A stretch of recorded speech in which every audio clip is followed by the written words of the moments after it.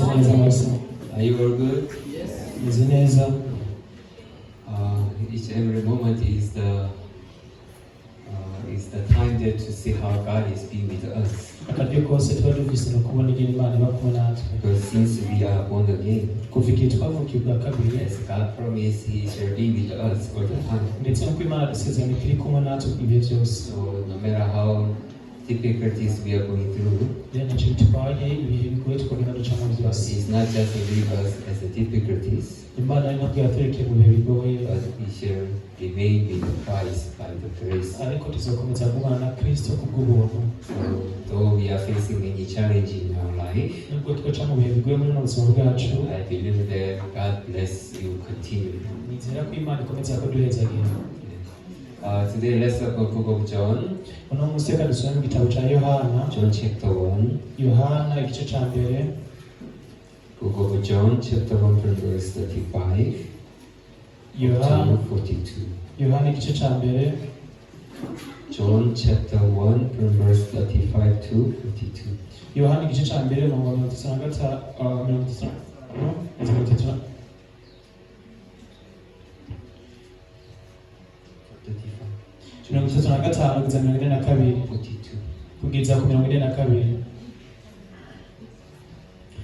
Bukeye bwaho Yohana yongeye guhagarara na babiri mu bigishwa biwe, yitegereza Yesu agendagenda, aravuga ati, nguyu mwagazi w'intama w'Imana. Abo bigishwa babiri bumvise uko avuga, bakurikira Yesu. Yesu akebutse abona bamukurikiye, arababaza ati, murondera iki? Baramubwira bati Rabi, bisobanurwa ngo mwigisha, usembereye hehe? Arababwira ati, nimuze muharabe. Nuko baragenda, babona ahasembereye, basibira ahari. Uno munsi hari nk'isaha 10. Andereya mwene nyina wa Simoni Petero yari umwe muri abo babiri bumvise Yohana, bagakurikira Yesu. Uyo abanza kurondera mwene nyina Simoni, aramubwira ati, twabonye Mesiya, isobanurwa ngo Kristo. Amujana kuri Yesu. Yesu aramwitegereza, aramubwira ati, uri Simoni mwene Yohana, uzokwitwa Kefa, risobanurwa ngo Petero.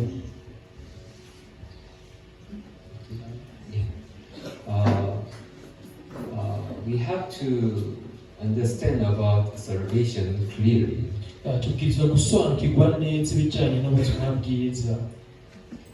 Without knowing the meaning of salvation, no matter how we are in the church, finally we cannot follow the will of God.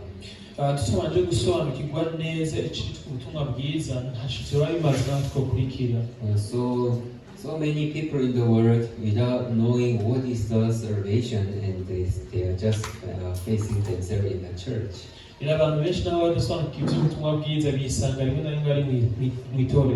So to understand salvation, it is really important and helpful for our spiritual life.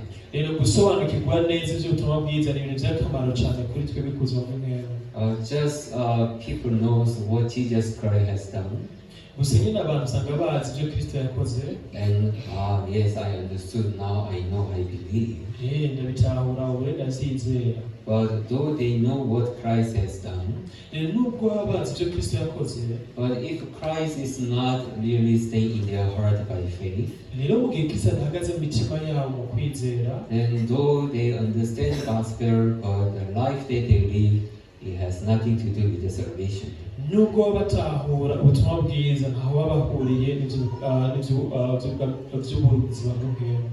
the Bible says is, after you have known the truth,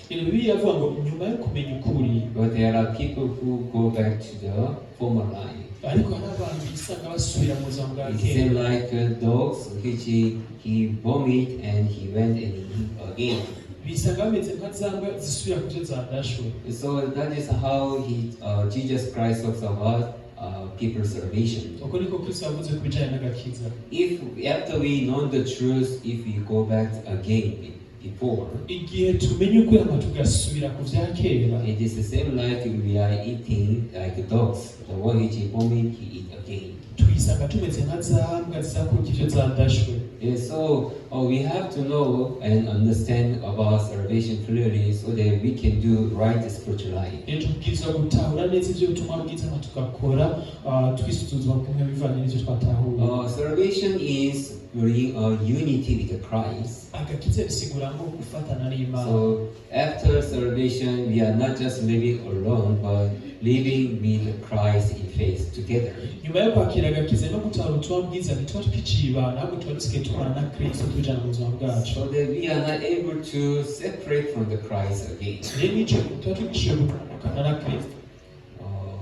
Here in the Bible, the one which God made for us, hano muri Bibiliya icyo Imana yadukoreye, God has destroyed the middle world that which has separated us. Imana yasenye cya gisika cyadutandukanya nayo. It is the sin that which separates us from God. Icyo rero cyari icyaha cyadutandukanya n'Imana. So that though we pray, though we ask, though we do all things, nothing could reach up to God. Icyo gihe naho twasenga naho twakora nta kimwe cyashobora gushikira Imana. And no matter God love us, He does all good things and bless us, nothing could reach up to us. Ntacyo bitwaye ko Imana yadukunze, ntacyo bitwaye ko Imana yagushaka gukora cyose cyashobora kudushikira. Because the sin which is in our heart, it made a certain strong word to separate us, not to as if not we cannot do anything with God. Kubera ko icyaha cyari nk'igisika cy'umutamenwa cyari hagati yacu n'Imana kidutandukanya nayo. So through Christ, God destroyed the middle wall which is separate us. Rero biciye muri Kristo Imana yasenye cya gisika cyari hagati yacu n'Imana. Now if you see there is a wall which is separating outside and inside. Akarero turazi urusika ngaho rutandukanya hanze n'indani. Isn't it?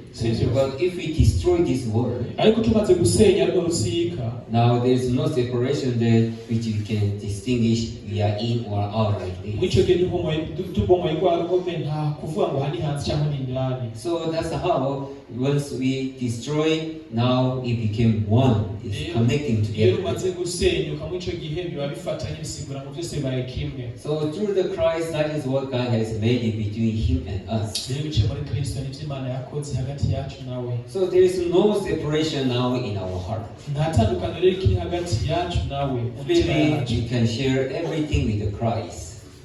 Vy'ukuri koko turashaka gusabikanya byose biciye muri Kristo. And Christ said, until the end of the world, I shall stay with you forever. Ndetse Kristo nawe yasezeranye ko ari kumwe natwe gushika ku mpera y'ibihe. Which means there is no separation anymore in our heart. Bisigura ngo nta gutandukana kiri hagati y'imitima yacu. That is the meaning of salvation. Now, since Christ has done everything, there is no separation.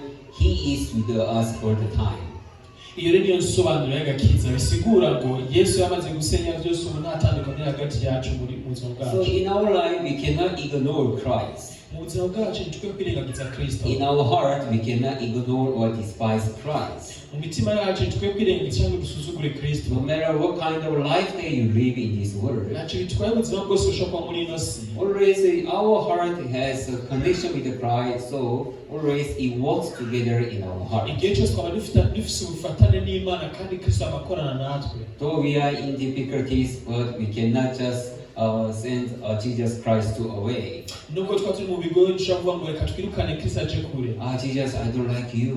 Yesu sigukunda. Now my life is difficult, so I cannot be with you. Ubu buzima bwanjye buri mu kaga sishobora kubandanya kumana nawe. Also, because of this, I cannot go to church. Ne kubera bino dushobora kubandanya nje We cannot just separate like this if the salvation has come into our heart. Ntidushobora gutandukana gutyo nyene mu gihe agakiza kamaze gushika mu mitima yacu. So we are in difficulties, Christ is together for the difficulties. Natwe turi mu bigoye by'akaga Kristo agumana natwe muri ivyo bihe nyene. Though we are in the darkness, but Christ is together with us in the darknesses. Natwe turi mu mwiza Kristo nawe nyene abana natwe mu mwiza. That's how Christ is always giving us hope and encouraging us through the word. Uko niko Kristo agumana natwe aduha ivyizigiro atakaturemesha mu bintu byose. So that in each every moment we can find that how Christ is living in my heart. Kugira ngo mbere tushobore kubona ikuntu Yesu akomeza gukorana natwe muri byose mu mitima yacu. Yes, though I'm in difficulties, yes, God was encouraging through the Christ. Nubwo nandi mu bigoye Kristo akomeza kundemesha mu bihe bigoye. As long as I'm with the Christ, though I'm in difficulties or in darknesses, yes, it is not a big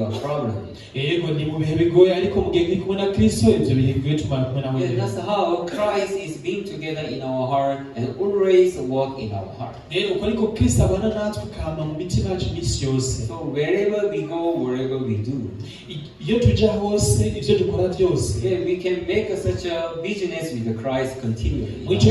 Mwico gihe turashaka kugira ubusabane hamwe na Kristo. Always Christ is the one who is speaking in our heart. Igihe cyose Kristo yamavuga natwe mu mitima. So they always His work in us to save us from those darknesses or the problems. Rero yamakora ntayo yamadukure aturokore mu kaga k'ivyo bihe bigoye n'uwo mwiza.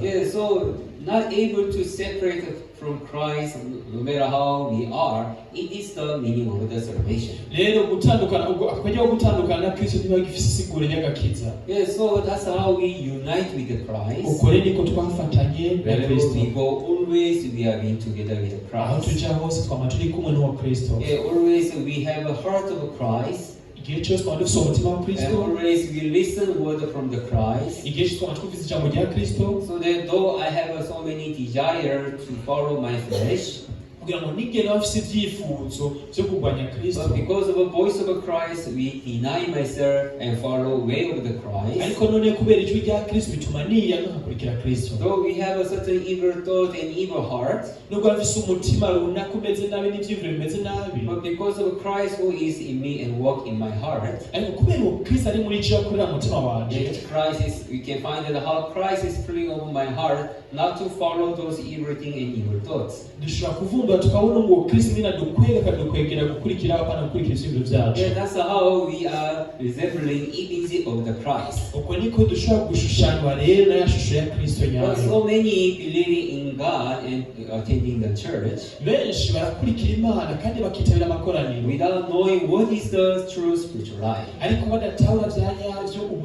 ubuzima bw'igihugu bwanyabwo. Many of the people in the world, they just go to church just expecting that they can be blessed if they are in the church. Benshi cyane muri ino si baraja amakoraniro bakitabira ibikorwa by'Imana biteze ko azohezagirirwayo. So they believe in God as if to gain something good from God only. Bo bizera Imana kubera ko ari Imana igiye kubaha ikintu kibazako. But they do not believe in God as if they are the one who must commit themselves into the hands of God. Ariko sabantu bizera Imana bavuga ko twebwe ubwacu twekwisha mu biganza by'Imana. Scriptures that we read today, ivyanditswe twasomye no munsi, there are two disciples of the John the Baptist. Hari intumwa zibiri, intumwa za Yohana umubatiza. And when John Baptist said, "Behold, the Lamb of God who takes away the sin of the world," igihe Yohana yavuga ngo nguyu umwagazi w'intama w'Imana ukuri ivyaha by'abari mu isi. It's just they curious who he is and just follow Jesus Christ. Nyene kubw'amazinda menshi biyumvire gukurikira Kristo. And they say, "Hey, Rabbi."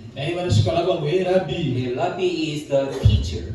Rabbi gisigura ngo mwigisha. They just think of Jesus Christ, who has knowledge, who has something good things, so that we can learn from him. Rero bo bize Kristo bavuga ngo uyu n'umwigisha ashobora kuduha ubumenyi butandukanye. If I be with him, maybe I'll gain something good from him. Ninamwizera kumbure nzoronka cyiza tumuvako. First, with this heart, they just follow Jesus Christ. Maybe he is something special, so that I can gain from him. Mbere na mbere bagiye kumukura afise n'umutima ngo ninamukurikira kumbe haco nzomukura. So they consider Jesus the one who gives something good things to them.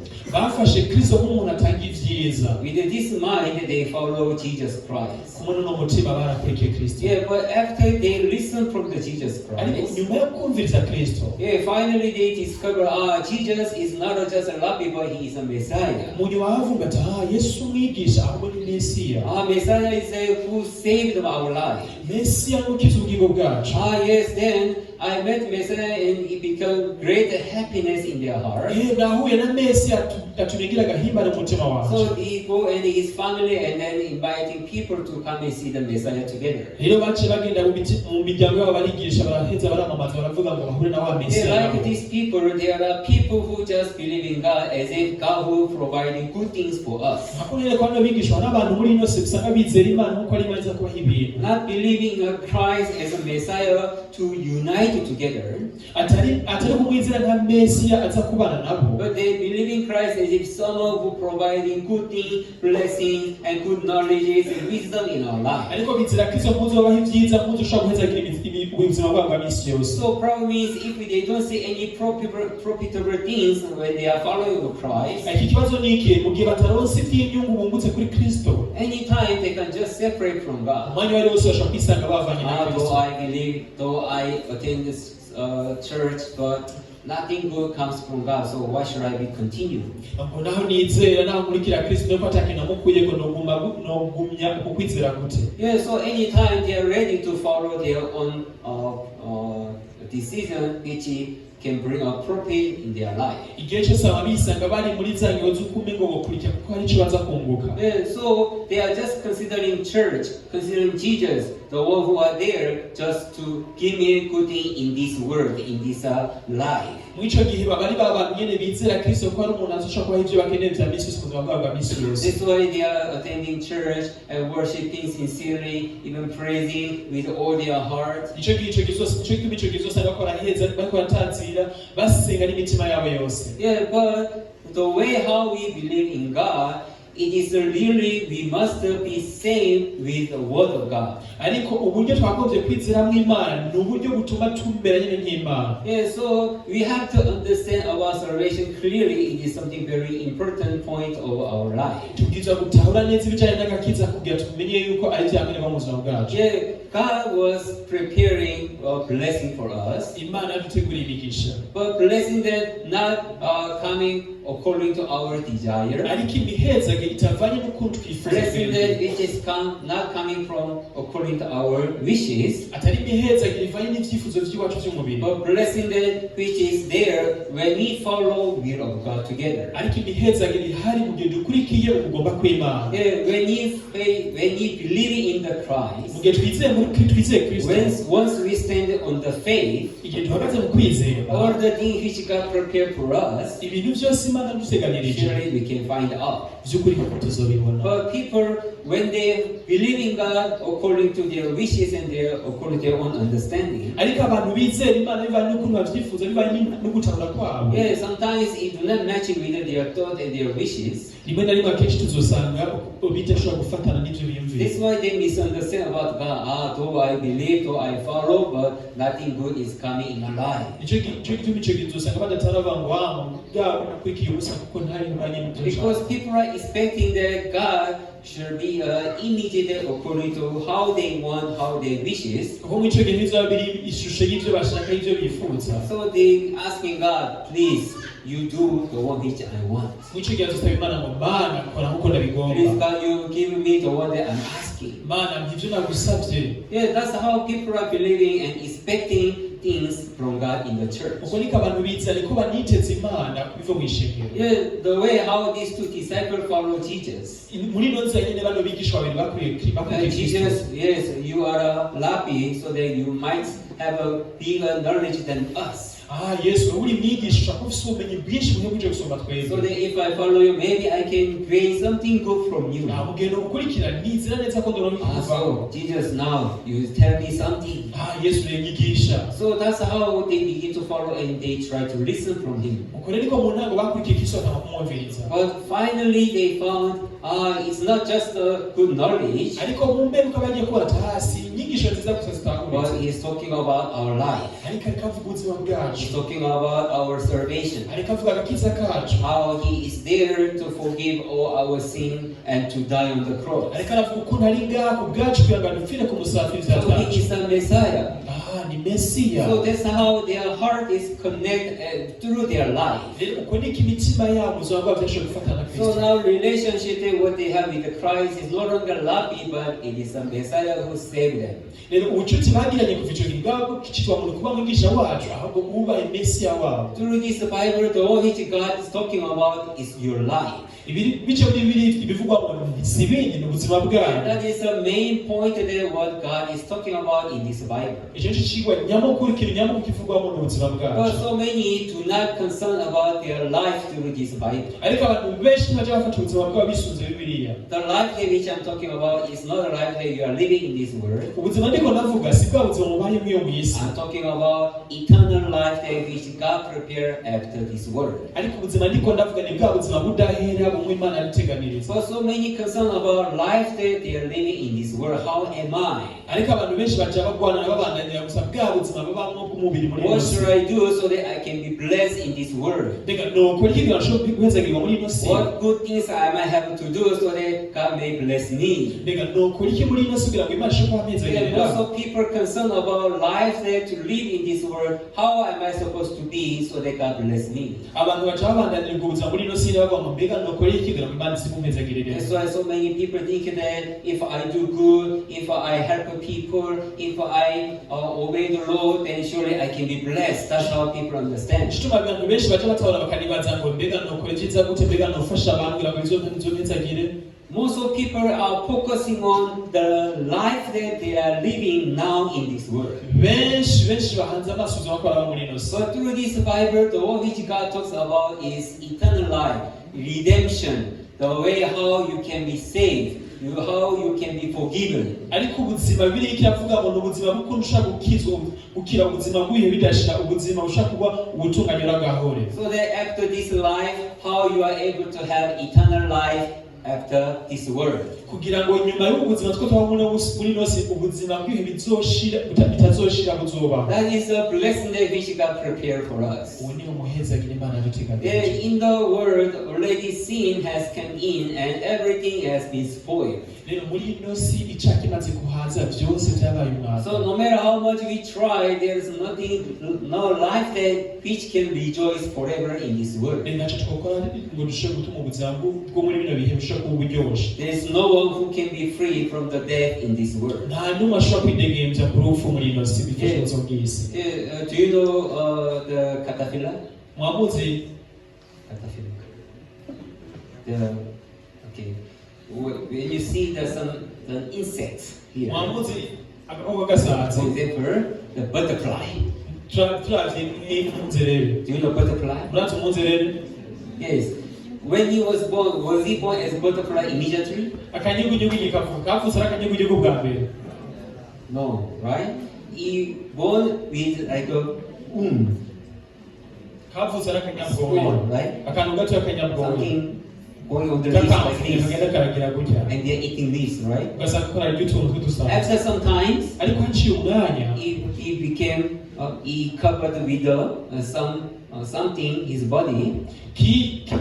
karahindutse ikiyorosi ibintu ku mubiri. Then he come up from the body and become butterfly. Ico kikarava muri wa mubiri w'ubwa mbere gaheza akaba ikinyugunyugu. Isn't it? Soko se? Do you know the image now? Urabona Yesu ariko ndavuga? Yeah. Likewise, even our life. Natwe rero uko nyene. Those things like this is just everything in our eyes. Nubwo ibintu byose tubona ngo ni byose kuzima But bwacu. this is not everything. Ntabwo ari byose kuzima. God made us to die and to become free from our body. Imana yatunganije ko twopfugira ngo dushe kwidegenza ku mubiri wacu. Then once we become free from this body, Rero mu gihe tuzoba twidegemeje kuri uno mubiri dufise, we come out and going to live an actual life that God has prepared. tuzoza tuvemo muri uno mubiri tube mu buzima rero bushasha ubuzima Imana yaratse. So life that we are living in this body is not a true life. Rero ubuzima two muri uno mubiri ntabwo ari ubuzima There nyakuri. is another true life that which we live with God together. Rero hari ubundi buzima bwa nyabwo gukuri Imana yateguye tuzobana nayo. But probably people are thinking that the life that I'm living in this world is everything. Gusa abantu baje bibaza ku buzima ariko ndaba muri uno mubiri ubwo bwenye So ntabwo. people consider and then put so many meaning in their life which is living in the flesh. Rero abantu benshi bazafata ubuzima bwawe bwa kamere imbere ku mubiri kabo bakumva babuha agaciro. So they are considering their flesh so much. Rero baje baha agaciro cyane umubiri wabo. How am I enjoying? Mbega ukuntu niko nabiryohereye. How am I happy? Mbega ukuntu nezerewe. How am I good? Mbega ukuntu meze neza. So that is what they are focusing. Ivyo nivyo bisumba gusa. That's why all the focus is on their flesh, so though they are in the church, though they are believing God, but always their focus is on their flesh. rero nubwo bizera Imana nubwo bakorera Imana bisanga bitaye umubiri wabo gusa. But through the life, through the word which God talking about our life, is not a life that we are living now, but after this death, the one which we are going to have. rero biciye muri biye ntabwo ubuzima nikiravuga mu n'umwasi ubuzima tubarimo ahubwo ubuzima tuzoba nyuma y'urupfu nyuma y'umubiri. So through salvation, God moved our focus. rero biciye mu gakiza Imana mu yaho tukisunga. The life that I'm living now, it is not true. It is just a short time which I'm going to die soon. rero ubuzima ndiko nabwo n'umwanya si ubuzima bwa nyabwo ahubwo n'ubw'igihe gito nyuma nzopfa. Even this world will going to be perished. mbese n'iyi si izorangira. So after this life, now Christ will come and He will resurrect us. rero nyuma y'ubu buzima Yesu azoza tuzure. He will catch us to move to the heaven. azotwakira tujane mu gihugu That is the eternal life that we are going to have forever. ubwo nibwo bugingo budashira twiteze. So as long as we discover the truth, igihe cyose tumaze kuvumbura ko the nakuri life that we are living, ubuzima tubayemo we cannot invest something in this world. muri icyo gihe tushobora kubishamo imitari Because our focus is changed. kubera ko aho twisunga The life that I'm living is short. kuko buno buzima twabipari So bugufi. now I have to prepare eternal life that which I'm going to have. rero ubu namwe kwitegura ahubwo iby'ubuzima bushasha ubuzima butazoshira. So we are curious, how is the eternal life that I'm going to live with God? tugira amazina tukibaza ati mbega ubuzima nzogira budahenze bameze And gute. what else I have to be prepared in this world, ndeka gute notegura iby'ino si gusa so that the moment that I move for the next eternal life, igihe nzoba nyimuke muri ya si nshasha how am I going to be happy? How am I going to be joyful with God? mbega nzobaneze mbega nzogiranira agahimbare n'Imana. So after we know the truth, after we know the salvation, rero inyuma yo kumenya ukuri inyuma yo kwakira agakiza not to just live according to flesh, tuba tukibaye bivanye akameremere but kacu to live by the faith. ahubwo tubaho kukwizera. God told me this is the way that how I have to prepare.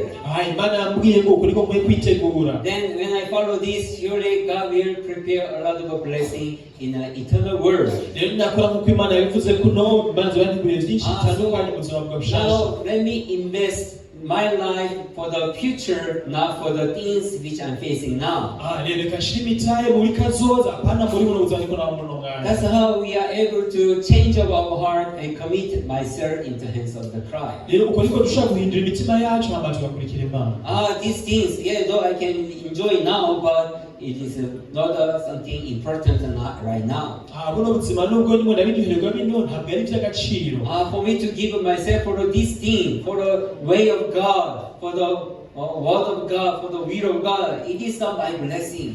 ubwanje mugendo kwishira mu bikorwa by'Imana nkitanga ku Mana uno mugisha kuri jewe. Yeah, that's how we have a big changes of the heart. uko niko rero twashobora guhinduka mu mitima So yacu then we are able to live by faith in this world. hama tugashaka kubaho mu kwizera muri uno buzima. But so many do not understand about salvation clearly. ariko abantu benshi batabura neza ibijyanye n'ubutumwa That's why they are just believing God as if God who provided good things in my life only. nicyo gituma baba bizera ko Imana ari itanga ibyiza gusa muri uno buzima bwa No, bw'isi. through salvation, the one which God has made, ariko biciye mu gakiza icyo Imana it yatunganije is a change of our heart, no guhindura imitima yacu and He's guiding us what to live for in this world. hama ikaturongora itwereka icyo dukwiye kubera Not for yourself, atari kuberaho ubwacu but for the will of God. ariko tukaba kugomba kw'Imana. Yeah, if we do not have true salvation in our heart, ariko mu gihe tukaba tudafise agakiza nyakuri mu mitima as yacu other people who are just expecting good things from God for their life, nk'uko abandi nyine babaye biteze ibyiza gusa biza mu buzima bwabo bwa misi then yose surely the moment that we die, muri icyo gihe n'igihe twopfa yeah, we just think that just I'm dying, but we cannot find any good things for the eternal life. nyine icyo twibaza ndapfuye nyine gusa ni ugupfa nta kindi cyiza niteze inyuma cy'ubuzima Yeah, that's bwacu. how we can be distinguished clearly. uko niko dushobora gucumura bitandukanye. Yeah, salvation is not just to know what Jesus Christ has done. agakiza si ukumenya gusa icyo Kristo yakoze. Salvation is to reach up to the point that to believing in God. agakiza ni ugushika ku ntambwe nziza yo kumenya Imana What is kwizera. the meaning there to believe in God? mbega n'isobanuro niyihe kumenya Imana? Meaning of believing in God is believing what which God spoke to us. Isobanuro yo kuvuga ngo kwizera Imana ni ukwizera icyo Imana yatubwiye hano. If we see book of Romans, Tubiravye mu gitabo c'Abaroma, Romans chapter 4. Abaroma igice ca 4. Romans chapter 4. Abaroma igice ca 4. Verse 1 up to 8. 1 up to 8. Duhere ku murongo wa mbere gushika ku murongo w'umunani. Read all together. Kanisomere hamwe. None rero icyo twovuga yuko Aburahamu sogokuruza ku mubiri yaronse n'igiki. Iyo Aburahamu atsindanishirizwa n'ibikorwa aba afise icyo yihaya, ariko imbere y'Imana ntaco afise. Ivyanditswe bivuga iki? Bivuga ngo Aburahamu yizeye Imana imuharurako mu kugororoka. Yamara ukora ingero yiwe ntiharurwa nk'ubuntu, ariko iharurwa nk'inyishu. Ariko udakora akizera itsindanishiriza abatayubashe, ukwizera kwiwe guharurwa kugororoka. Nk'uko Dawidi nawe yavuze ubuhigwe bw'umuntu uw'Imana iharura nk'ugororotse atari kubw'ibikorwa, ati hahirwa abahari ibigabitanyo vyabo kandi ibyaha vyabo bigatwikirwa. Hahirwa umuntu ora atazoharurwa kw'icaha. Here is Bible talking about blessing that which come by the faith and blessing that which come by the works. Hano Bibiliya kiravuga umugisha uva mu kwizera n'umugisha uva mu bikorwa. The blessing that which come by the faith, umugisha uva mu kwizera, is no matter how am I, ntacyo bitwaye ko bameze. Once we believe in God, igihe twizeye mu Mana, surely God see our faith. Vy'ukuri Imana y'amaka kwizera kwacu. And He counted our faith for our righteousness. Hanika biduharura ko kugororoka. Not by our works. Atari kubera ibikorwa twakoze. Regardless our deed. Hatisuzwe ivyo dukora. No matter how we are. Ntacyo bitwaye ko twatometse. Just by faith believing in God. Gusa nyine mu kwizera Imana. Not the word only, atari ibikorwa, but faith believing in God who spoke to us. Ariko kwizera iyo Mana itubwira. That faith believing in God was counted for righteousness. Uko kwizera mu Mana kutuharurwa ko mu kugororoka. Even Abraham was the same. Na Abraham kwari kuno. Here Bible say verse 3, when Abraham believed in God, he was counted for righteousness. Hano kuno gatatu haravuga ngo ivyanditswe bivuga iki? Bivuze ngo Abraham yizeye Imana imuharurwa ko mu kugororoka. Do you understand what I'm saying? So here, according to what Bible says, yes, I believe in the word, but doesn't believe in God, it doesn't make sense. Yeah, I know what Jesus Christ has done, but couldn't believe in God.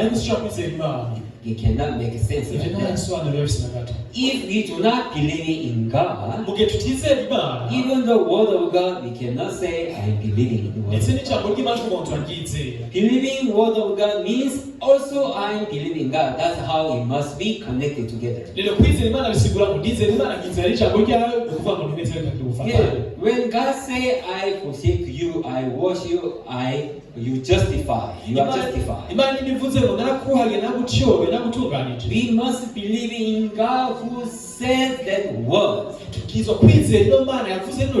So once we believe in God, meaning yes, God He speaks truth, and all the word which is written, yes, I believe it is the truth. Because God, He is not a person who can speak a lie. So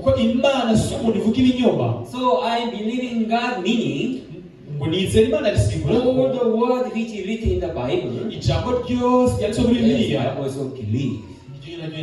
But I believe word about God, I cannot believe for 100%. Then that is not a righteousness that which God is counted for. Do you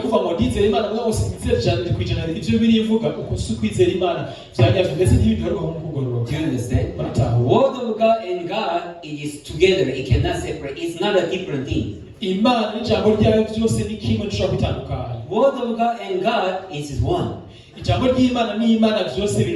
I understand word of God, but to believe in God, I'm not sure. Then it is the problem in our heart. Ndize jambo ry'Imana ritahura ariko Imana so kwijeje kuja kwico kizo ari kibazo. There are some people not sure about God in their heart. Hari abantu benshi badafise amazina badashaka. Oh, I heard. Nubwo avyumva. But to live by faith. Ariko kuba kubukwizera. To live by faith, believing in the word of God. Kuba kwizera bizera Imana. To live according to the word of God. Kuba bisunze jambo ry'Imana. I don't think it's possible. Sinibaza ko bishoboka. Then we have the doubt about faith, which is counting for righteousness on the side of God. Rero tutugira amatijane ngaho okwa kugororoka Imana hari kwa kwizera Imana ngaho kugororoka. That is not a faith. Whatever written in the Bible, the way how we believe, that is the counted for righteousness on the side of God. Icyanditswe muri Bibiliya cyose tukacize tamaze guciza bigarwa kugororoka ubwo niko ikwizera Imana. Because it is the same with believing in God together. Kubera ko nico kimwe no kwizera Imana kwizera hamwe. Is it difficult to understand? Cyangwa gutahura. It's difficult to understand? Yeah. If you believe in God, even word of God can believe easily and can accept so easily in your heart. So when God counted for our righteousness, our faith was counted for righteousness, which believing in Him. So when God said you are justified, because God, He cannot lie to me. He's the one who judged me. So if He tell me I'm justified, yes, surely I'm justified. If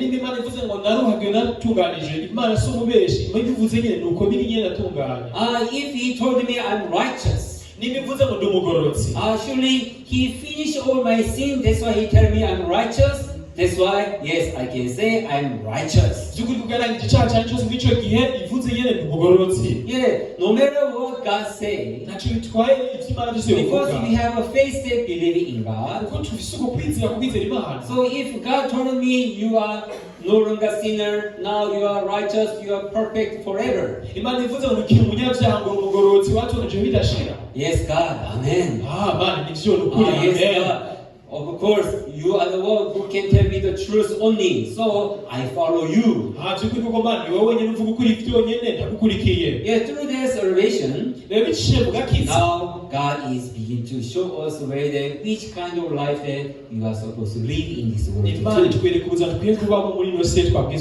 Because you believe in me, also you follow what I'm telling you. Do you understand what I'm saying? So I know salvation, but life that I'm living is free. Then that is not a true understanding of the salvation, also faith that believing in God. Yeah, I received salvation, so now I can live freely according to my wishes. That is not a true understanding of the Word of God. What does God want to show us through this Bible? Yeah, through salvation, what God wants to show us in this Bible. Yeah, how this world has been perished. How this world are going to be destroyed. So as long as you are in this world, yeah, you believe in my word. So life you are supposed to live in this world is not according to your flesh, according to this word of God, so that you shall prepare all good things for the eternal life. So once you became free from your flesh, how are you going to rejoice with me eternally in heaven? That is the word that God is showing us through His Bible. That's how God changed our focus. Up to now, I know about myself through the flesh only. So all my flesh was something which is very important in my life. But this flesh is just like the one which is living shortly in this world. Even Bible say, yeah, once you are born with nothing, and when you are dying, you can just die without anything in this world. Which means when you die, you cannot carry any single thing from this world to the heaven. Immediately you are born, it is empty, and when you die, also you go back with the empty. Isn't it? Do you understand? Yes, that is how we are, and that's how we are going to stand in front of God. So continually God is telling us the things which belongs to the world, yes, just is there in the world, but nothing that which you can take it to the heaven. So what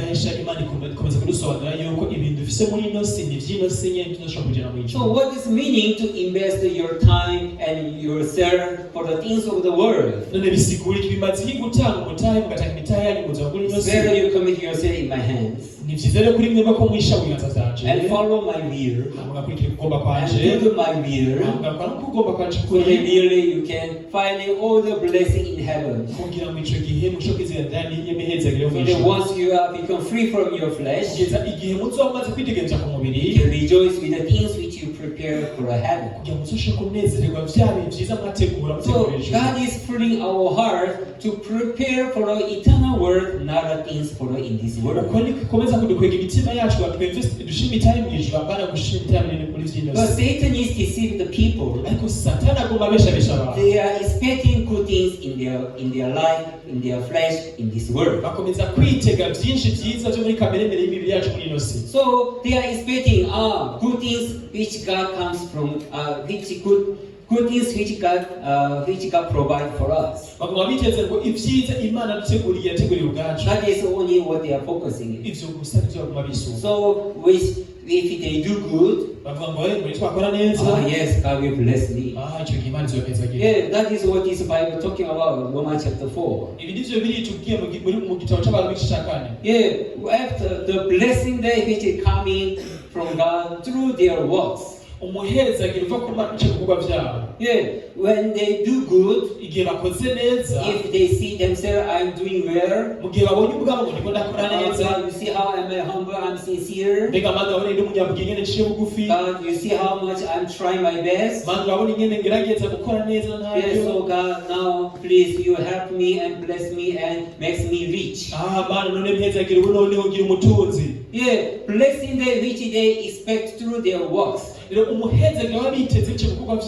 is the level that which people are living in this world now. But problem is this Bible says, the one who does the works, they are not receiving grace of God, blessing of God as the grace. But they receive as is a wage, as a debt. Because I did it. Because I did this much. So God, you must prepare something good for me. So that's why if they don't see any good thing, their heart is departing from faith. And they are ready to disobey or to distrust and to against God. Finally, that is what Israel people has done. They follow God. They are with the guidance of God. Although they follow, they don't see any good thing. They are tired. There is no water, no food. Even sometimes they have to fear themselves in front of the battle. So they feel like they are going to die. So they are regret, why do we follow God? For just to die here? God, why you take us from the Egypt? It's better we go back. Yeah, though they follow God with a good heart, but when things are not happen according to what they have expected, not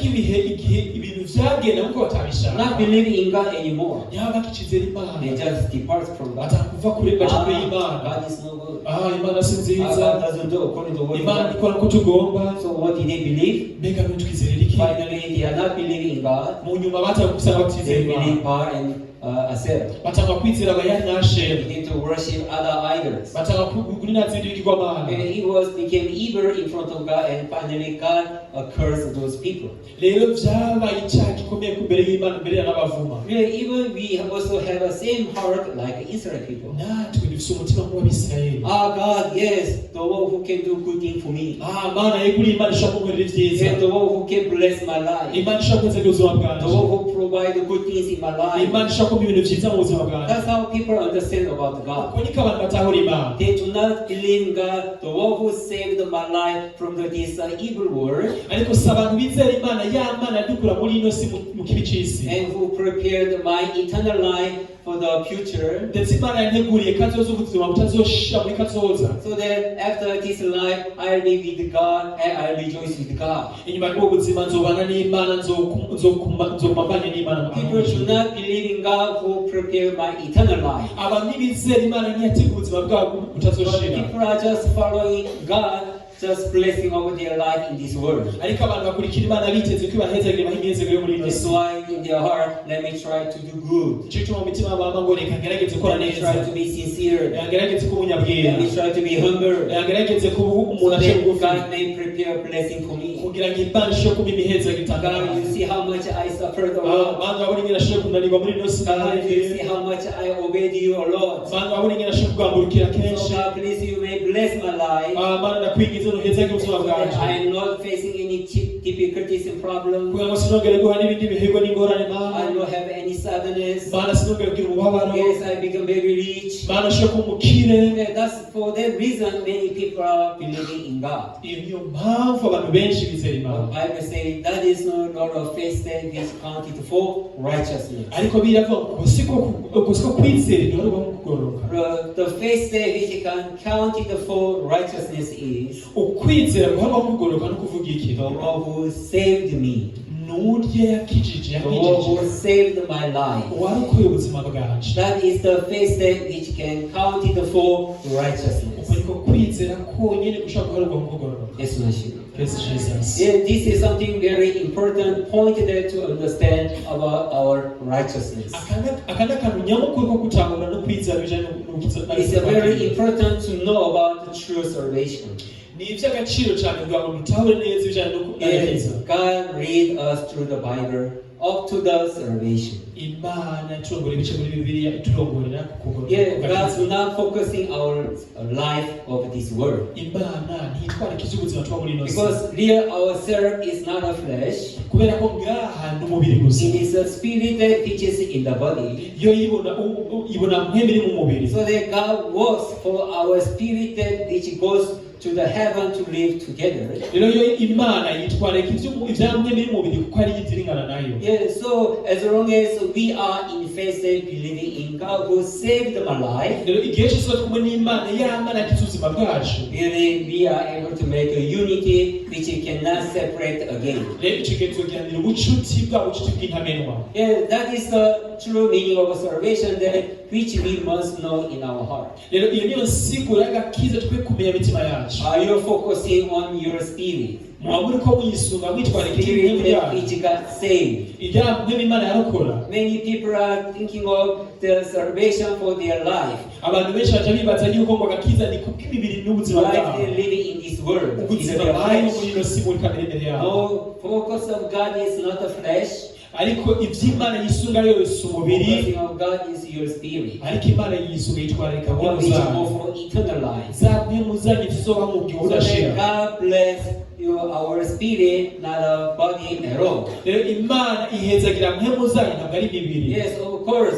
After true salvation, rero nivyo nyuma yo kwakira akiza nyakuri once our spirit got saved, igihe muzacu tumaze once gukiranuka Christ is being together with us, igihe Kristo ari kumwe natwe there are things that which Christ does in our life. hariho byinshi Kristo akora mu buzima Yeah, bwacu of course, Christ help for our life. yego Kristo yaduhezagira adufasha mu buzima bwacu Yes, because God do not want to make our spirit to be discouraged. kubera ko Kristo anakeneye yuko za mpemu zacu zicika intege God, He like our spirit and count our spirit as most important and precious thing in this world. rero Imana yitwararika mpemu zacu mbere ifata mpemu nk'uko ko ari ibintu by'agaciro cyane mu But buzima. because our lifetime which is living in this flesh, Rero kubera ko ubuzima tuba tubaye muri no mubiri, because of a disease of the flesh, our heart might be discouraged. kubera ko indwara tuduhura n'imibiri yacu, imitima yacu yashobora gucika intege. Yeah, because of the difficulties we are facing in this world through the flesh. Rero kubera ibihe bigoye tunyuramo muri buno buzima bwa kamere tuba tubayemo, Yeah, our heart might be disappointed. imitima yacu ishobora gucika ivutu. But God do not want to live such kind of life in this world. Rero Imana ntikeneye kubona ko tuba muri no buzima nk'ubwo. That's why through the promise of God, through the word of God, always it makes our heart to encourage continually to live in faith. Nicyo gituma kenshi biciye mu ijambo, biciye mu masezerano, Imana ikomeza kuremesha imitima yacu. So through the faith, God has to show great works in this world. Biciye mu kwizera, Imana yerekanye ibikorwa bikomeye muri ino si. So through the faith, even He brings amazing work in our life. Biciye mu kwizera, Imana yazanye ibikorwa bikomeye mu buzima bwacu. Purpose is not to blessing of the flesh, but blessing on the faith that we believe in Him. Rero icyo Imana yitwareka si kuduhezaga yisunze, ahubwo iduhezaga yisunze kujya kwizera dufise. That's why God says He is the rewarder to the people who believe in Icyo Him. Imana yavuze ngo hari ingabire kuri abo bayizeye. Not just purpose of the flesh, Atari uko yitwaritse imibiri but yacu, because of the faith that believe in Him. ariko kubera ko yitwaritse kwa kwizera dufise We tuyizeye. have to understand this point clearly. Ibi twe kwitahura neza If cyane. I'm in the church, Niba ndi mu if I'm ishengero, worshiping God, if I love God, niba nkunda Imana, niba nkazira Imana, really God bless my flesh. Mana kwinginze hezage umubiri Not point wanjye. of this. Oya si ico. Yeah, point of the blessing of God is on our faith that believing in Him. Imana izaduhezagira ryari gusa izoduhezagira mu gihe tugize ko kwizera tuyizeye. Because we believe in God, blessing of God is reaching up to us. Kubera ko twizeye Imana, umuhezagira w'Imana uzotuzako. Are you together what I'm saying? Turi bene data. Yeah, so that's how God is changing our focus. Uko niko Imana yahinduye aho dusunga amaso Focusing on our flesh. si ukwisunga gutwarika imibiri gusa. That is not a one that is Yeah. God counted for righteousness. Icyo si cyo Imana izohora kugorora. Believing in God, Kwizera mu though you Mana. are in difficulties, Naho uri mu bihe bigoye, though you are in the sadness, naho uri mu mubabaro, though you are in the problem with the sin, naho uri mu ngorane no z'ibyaha, matter how you are, but when you believe in God, ntacyo bitwaye uko uri kose, ariko iyo wizera Imana, that faith counted for righteousness, ukwizera kwako kuzoguhanurwa kugororoka. and really you can unite with God. God, really, when I believe in you, I see how you work for me. By'ukuri koko uzovuga ati Mana mbwira kwize nawe nyine ushaka gukorana nanje. Faith state which makes you connect with Him continually. Biciye muri uko kwizera gusa kwatumye ufatana nayo. Faith state which makes you to deny all your flesh. Kwizera kwatumye byonyine wanga kameremere yawe. That is the faith that God counted for righteousness. Uko niko kwizera Imana izohora So kugororoka. after salvation, Rero inyuma y'agakiza we cannot separate from Christ. tuba tugishoboye gutandukana. We cannot be free to live in this world according to flesh. tuba dushobora kwidegenza ngo tubeho muri ino si nk'uko kameremere Each yacu. everything has been connected with God, Buri cyose cyamaze gufatana n'Imana so that our heart can be pulled by the guidance of God. kugira ngo umutima wacu wuzure umurongo kurongwa n'Imana. So He telling us through the Bible. Iratubwira bice muri Bibiliya. Now after salvation, as long as you are living in this world, Rero biciye mu kwizera, biciye mu gakiza mwakiriye muri ino si, what has to live for? ibyo mukwiye kuberaho ni iki? What you have to follow for? Mukwiye gukurikira iki se? What you have to give for? Mbega mukwiye gutanga mutanga iki? That is the way that which God shows us clearly in our heart. Ibyo ni byo Imana ikatwereka mu buzima bwacu, mu mitima yacu. Yeah, so many just misunderstand about God. Ariko benshi baza batahura nabi Imana. I have to go to church because of a blessing of my life. aho mwiza kuja mu ishengero nitamakorane kugira ngo Imana ihezagira. God is the one who blessed for my spirit. Imana nihezagira mpemu zacu. Through the salvation, Biciye mu gakiza, He brought all the peace in our heart. yazanye amahoro mu mitima Through yacu. salvation, He brought all thankfulness in our heart.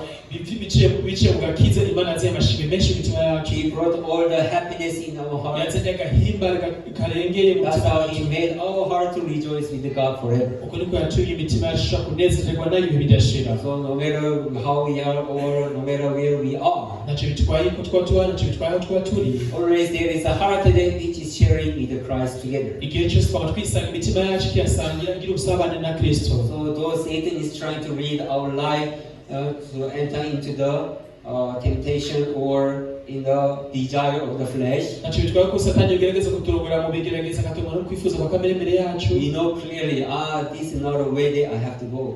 turabizi neza ati iyi si nzira y'ukurikira. That's how continually God is protecting us from the Satan. nicyo gituma Imana udahesha bigerageza kuturinda satani. This is not a way that you have to go. iyi si nzira yo gukurikira. This is the only way of the flesh which will be perished. iyi ni nzira yonyine gusa ya kamere k'umubiri ijana amahonero. Be wise. Chakenge. What you have to follow now. ukwiye gukurikira iki none. What you have to do now. ukwiye gukora iki se. Or what you have to live a life in this world. ni impamvu kiyo tumubaho muri ubuzima muri ino si. So continually through this Bible, God is guiding us. ubudahesha biciye muri ino Bibiliya Imana ikomeza kutuyobora. So once we reach up to faith and believing in Him who justify us. kugeza ku rugero rwa twizera y'Imana nk'Imana dutsindanishije. Really, it brings different heart in us.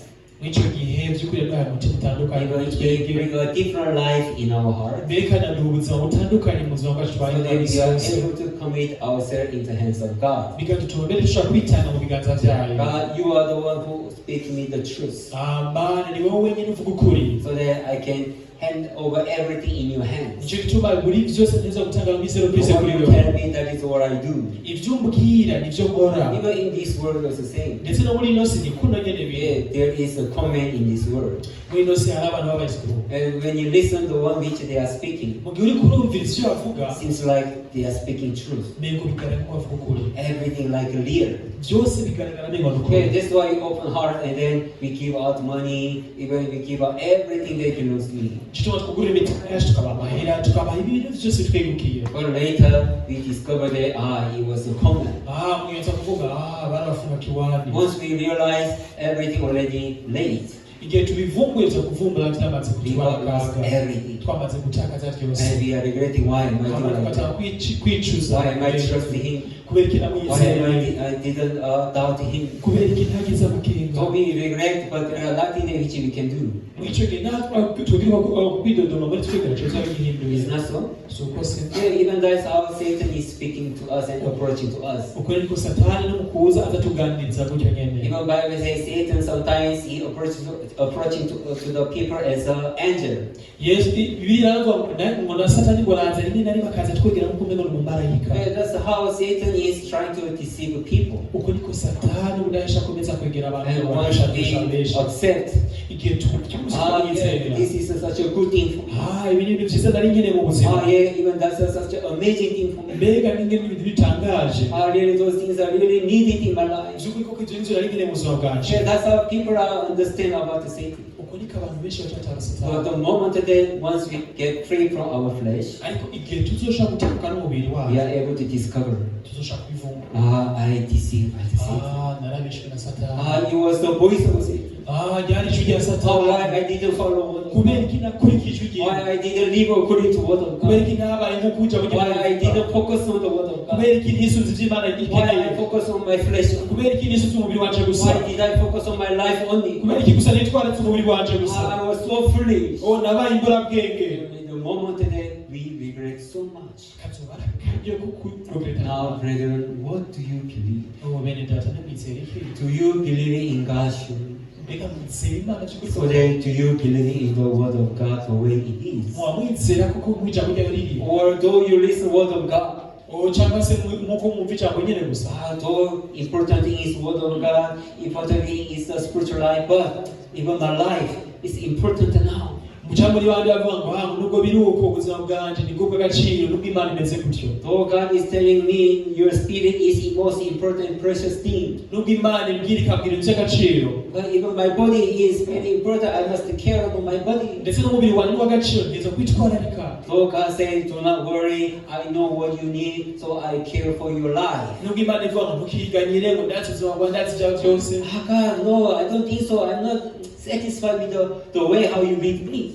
Mana yo suko bindi je sinumva neza ntibawo n'ivyo nuzuzwe n'ivyo I mbwira. must be like this. Inza kuba I nkakuno. must be rich like this. Cyangwa umuntu akize I cyane. must make my life so joyful like this. Cyangwa ubuzima buryoshe With cyane. the things that what you are providing, I'm not interested. It's not enough. I'm not interested. Ibi bikora neza n'ukuri by'uko ngo ntibihimba ntibikwiriye ntabwo binyujuje. So God said, no, the love of money is the root of all the evil things of the world. Nuko ijambo ry'Imana ngo urumva gukunda amahera niwo muzi w'ibi byose. You shouldn't focus on the money. Dukwiye kwitwararika iby'amahera It's gusa. ready to destroy you. Nibyo bizokunona. No matter what Bible say to us, Ntacyo bitwaye icyo biri tubwira cyose. we don't have a heart attack to believe in. Icyo gihe tuzogira umutima wo kuryizera. And that is not a faith that believing in God. Uko siko kwizera kwizera It is Imana. the faith that just believing myself. Uko no kwizera kwizera je ubwanje. It's not something that counted for righteousness. Kandi icyo sicyo bya bindi bizoduharwa mu kugororoka. Rather, what kind of faith that do you have? Bene data ni ukwizera kuba mufise. Do you have a faith that surely which can count it for righteousness on the side of God? Mbega mwamuse kwa kwizera cyo kwiko kuzora ngo kwimbere y'Imana. It is something very important point when you stand in front of God. Ibi ni ingirakamaro igihe tuhagaze imbere y'Imana.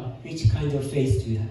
Mbega ni ukwizera nyabaki mufise. Even faith say to give everything into the hands of God. Mbega ni kwa kwizera ko gutanga ibyo dufise uwo turi And wese to imbere obey y'Imana. the word of God. Ndetse no kumvira To ijambo live ry'Imana. according to the word of God. Kuba mu ijambo ry'Imana rivuga. Is that the faith that you have now? Mbega uri ko kwizera mufise uwo. Or have a faith that according to your own condition? Cyangwa ufise kwa kwizera kuvana kwa According to your own heart, according to your own opinions? kwa kwizera kwanyu kuvanye n'ukuntu mutahura ibintu. Yeah, God, I love you. Mana ndagukunda. Yes, God, I know you are living God. Mana ndakunze kuri Mana nzima. But even this is important in my life. Ariko Mana kino ni ikintu ngirakamaro. Even this is what I need in my life. Mana kenshi nkeneye mu buzima. So though I like you, but let me follow this too. Mana nubwo ndagukunda reka nkurikire na bino. Though I know this is not a thing which you like, but I need it now, so let me go and take it now. Ndabizi Mana kuko ikintu cyari gikeneye kitari kiza muzo ariko mugani kana kigene ndagukurikire ndagikurikira. Do you believe in God according to what God is asking you? Mbega mwizera Imana biva gukurikira tubaze bidusaba. Do you believe in Him according to the word of God? Mbega mwizera Imana biva n'icyo ryayo. Or according to your own understanding? Cyangwa se biva n'ukuntu mwe So mutaho. that are you not leading yourself into the works? Bene tuguri ko mwirongorera mu bikorwa. God, I did this much. Mana nakoze bino neza cyane. Even I obeyed this much. Mana uzi n'inguro nakumviye I neza have done neza. this much. Nakoze bino na So bino. God, you bless me. Rero Mana mpezagira. Don't you have such a kind of faith in Ubwo you? ni mufise kwizera nk'uko. That is not a faith that God is giving. Uko siko kwizera Imana That duha. is just faith that within your own heart. Uko no kwizera kuvanye n'imitima yawe. It's from the misunderstanding about the salvation. Ivyo bizana kuzazanirwa kuvyagakiza. Salvation that which God made Agakiza Imana is not yatunganije. only for our sin, Si kubw'icyaha gusa but even cacu. faith that to be free from this world, Ahubwo ni ka gakiza kanadutuma twidegembya kuri ino si. so that we are able to commit my life in the hands of God. Bigashobora kudutuma dushobora kwitanga mu biganza by'Imana. Yeah, up to now we are being deceived by the Satan. Noneho ubu twamana nabyo tukuma kutwereza Yeah, this is life. ubu ni bwo buzima. Yeah, this is how people are living in this world. Uko niko abantu babaye muri ino si. Even I'm a man in this world, Nanjye kandi reka ndi umuntu muri so ino that I si. cannot help but to live like this. Reka nta bundi buzima habona kandi kanyura No, kuba that is not our faith. uko si ukwizera. The one which God made the salvation for us. Ukwizera Imana yadutunganirije. Bible say, you shall know the truth, and truth shall make you free. Imana yavuze ngo muzomenye ukuri kandi ukuri kuzobaha kwidegenza. All the things that which was bound in you in this world. Ibintu byose byari byaboheye muri ino si. Your weakness of the body, Intege nke z'umubiri wanyu, even the disease of your body, uburwayi bw'imibiri yanyu, any kind of things which is which being tied with your body. ikintu cyose gishobora kuba umubiri wacu. Once God gave us the truth, Imana imaze kuduha ukuri. He gave us a faith that to be free from all things of the world. Yaduhaye na kwa kwizera ko kwidegenza kuri buri cyose kijana kamere So mbere. that we are no longer belongs to the world. Kubera ko tukiri Now ab'isi. we realize that we are belongs to God. Ubu none twavumbuye ko turi abantu begukira Now Imana. I move to the heaven. bwabo noneho Mana batwimuriye ahantu ho mu ijuru so that now I'm a citizen of the heaven. ubu noneho turi abenegihugu b'ijuru I'm no longer a citizen of the world. sindi umwenegihugu w'ino si. Brethren, do you believe that you are a citizen of the Mwene heaven? data mwamwizera ko muri abenegihugu b'ijuru. Then what kind of life that God is asking you? Ariko ni iki noneho ubuzima ni iki agusaba umuntu? Though you are in the body and living in this world, nubwo uri mu mubiri uri kuri muri ino si, but heart that which you must have, umutima bwizwa gufita, faith that which you must have, ukwizera bwizwa gufita, it is to faith that believing that you are a citizen of the heaven. no kwizera kugira yuko uri umwenegihugu w'ijuru, You live different life from the worldly people. ndetse ukacubaho ubuzima butandukanye n'ubw'ino si. And once you live by faith, living differently from the worldly people, igihe uzobaye buno buzima ukabana mu kwizera bitandukanye you n'isi, can find so many grace and blessings in this life. icyo gihe uzobana n'umugisha, uzobana n'ubuntu That's bwawe. how God lead you to rejoice with Him. Imana ikurongorere kugira akanyamuneza gahimbane nayo. Are you together? Turi kumwe. Yes. So there is the faith that which counted for righteousness, and there are fake faith that which cannot count it for righteousness. Hariho kugororoka, hariho kwizera guharwa mu kugororoka, kandi hariho no kwizera kutariko kudaharwa mu kugororoka. We have to distinguish clearly according to what of God. Turabwirizwa gushiraho itandukana hagati yavyo twisubiza ijambo ry'Imana. Are you together? Turi kumwe. Yeah. Thank you so much. Murakoze cyane. Finish here. Turangirije Let's hano, pray. reka dusenge. Dear Heavenly Father, really there are faith that which you are counted for righteousness. Mana data mu ijuru, hariho kwizera guharwa mu kugororoka. It is a faith that even to save us from our sin. Ni kwa kwizera kwatuma mbere dushobora no gukiranuka. Even that is a faith that which made us free from this world. Ni nako kwizera kwatumye dushobora kuba bitegereje kuri ino si. So that you made us our heart to unite with you together. Bigatuma ushobora gufatanya umutima wacu n'uwawe. So that we are not looking at this world. Kugira ngo twongere kureba kuri ino si. We are looking at the heavenly place. Ahubwo twirabira heza h'ijuru. And we are living together in heavenly place by faith with you. Hama tubane nawe mu kwizera mu ijuru. That is our happiness. Uwo ni umunezero That wacu. is one which can encourage our heart. Ivyo dushobora kuremesha imitima yacu. That is one which bring a hope in us. Ivyo bizana ivyizigiro muri So twebwe. that no matter things are happening in this world, Kuko ntacyo bitwaye ivyo twoba muri ino si byose. our heart we might not be affected things in this world. Imitima yacu nsobora kuba kubera ko atari iyi si. Continually we are able to stay in hope and peace together with you. Ubudahesha tuzokomeza kubaho mu vyizigiro no mu mahoro kumwe God nawe. will give us wisdom Mana uduhe ubwenge. so that we may stand on the faith.